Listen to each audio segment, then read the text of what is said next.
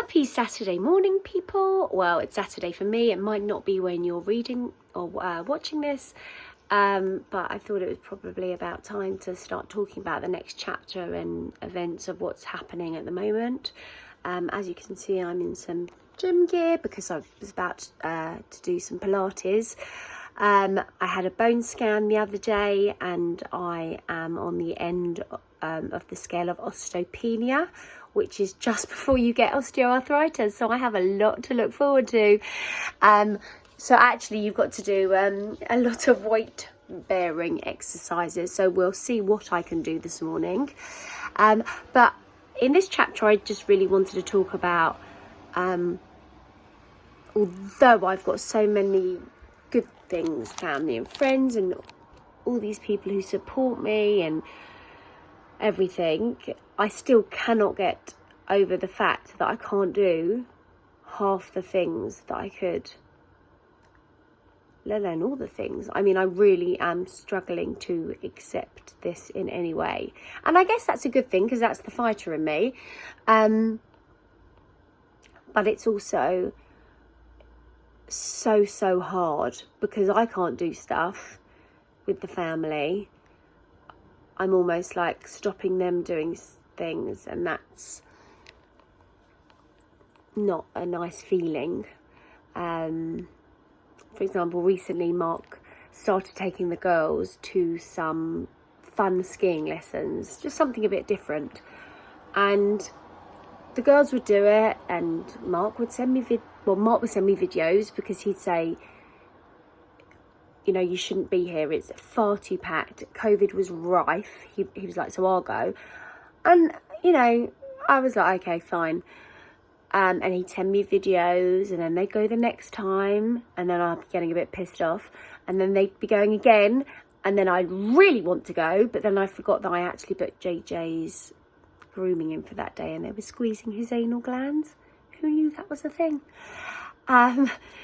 So by now I was getting a bit upset because I just wanted to see the kids do something, do an activity. Although to be fair, the videos he was sending me was like rubbish because you couldn't really see the kids. So then came the all-time turner. Mark said to me, Nat, so now the girls have reached their skiing levels, and I'm thinking, yeah, where is this going? He was like, well, now that means that they don't need to go with an instructor. I can go skiing with them. Sorry, what? We've been together 15 years. You have never skied in those 15 years. And just now, you want to go skiing. You've acquired these Olympian Mathieu Fèvre skills. And so I can't come and watch because it's too busy and you can't really see. And now you're joining in with the activity, which set me off on a completely different level. Childish, I can't explain. Something just went in me, and obviously I was extremely angry. And I was screaming and da-da-da and going mad and so up. But it was coming from a place of sadness that actually I would be up for that. I would be up for going with you, even though I've only skied once in my life when I was 20. You know, so then it reiterated the fact that, okay, you can't do this now. Anyway, you can't, another activity you can't do. And I was screaming and it was awful. But then that's another thing about this illness, even though I'm actually bringing on a lot of the noise, is that I actually can't take a lot of noise. So if the kids are screaming, if I'm screaming, never. If there's so much noise, television noise, background noise, and I'm in a room, I will literally sit there with my hands over my head. I feel like I should be rocking, like just not I can't take it. When the kids read me a story, I have to be the one to say, no, please let me just see what you're reading, because I can't take it in. I mean, I used to be able to take it in while making a soup, while doing a backflip. It was not an issue. And that's, I find really hard, because I was that mum several years ago that would play History in the car, singing along and like getting my groove on, and the kids would be going, "Mum, can you turn it down, please?" And I was like, "What are you talking about? Not even loud." And now I honestly can't take any loud noises. It just makes my head too sore. It just hurts my head. I'll end up getting all tender at the back of my head, and my head just doesn't seem to work in the same way that it used to anymore.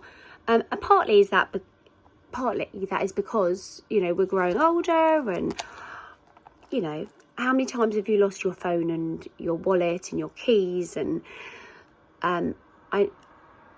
you know, it's numerous of times.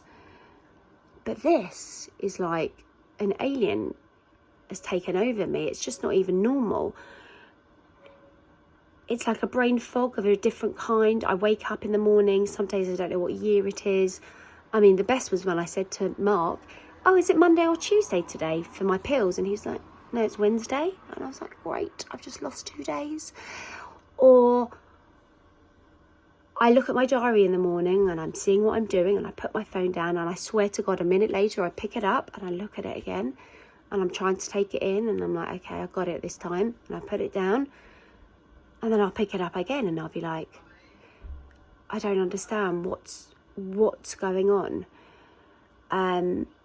So I'm now on to my 4th neurologist, because the last one left the NHS. Great. So I've been assigned a new one. I've written down a list of questions for her, poor woman. But, you know, as I walked into the room and we exchanged pleasantries and everything, she looked at me and said, "Natalie, I specifically put you in at the end of the day so that we had so much time together, and I didn't want to rush you." And I just sat back, and all my thoughts of getting a crappy 2nd or 5th in line neurologist type person, like, kind of went out the window. And I thought, this person cares. She actually cares, but she also wants to start from the beginning. So I'm going back to square one, as I did 2 years ago, with MRI scans, PET scans, lumbar punctures, some cognitive tests. And whilst I feel like she'll really get to the bottom of it, because she said she will go to Bristol, where there's a fab vascular team, but she wants to go back to the beginning, which is hard for me to accept, again, because I literally feel like I've taken 10,000 steps forward and I'm now taking 1,000,000 steps back. But you've got to put your trust in these guys.